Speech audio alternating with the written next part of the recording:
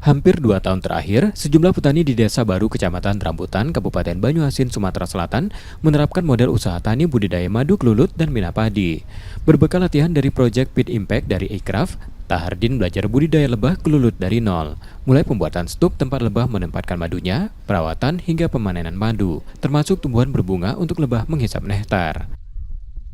Pelatihannya dari mulai bikin stup sendiri sampai perawatan untuk hambanya sendiri dan proses pemanenan.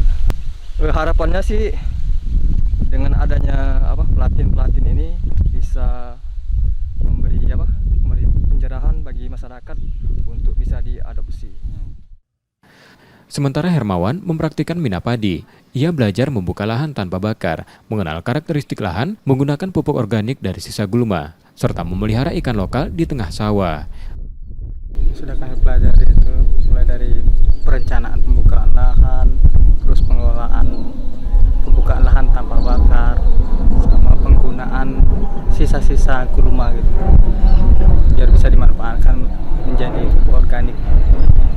Yang harus dikuasai petani itu pertama, dia harus tahu dulu karakteristik lahannya. Itu aja dulu yang pertama. Praktik yang dilakukan dua petani Desa Baru itu merupakan pertanian ramah lingkungan yang dapat diterapkan di lahan gambut. Adopsi model usaha budidaya madu kelulut dan mina padi perlu dilakukan lebih banyak petani agar dapat memberi manfaat masyarakat desa lebih luas.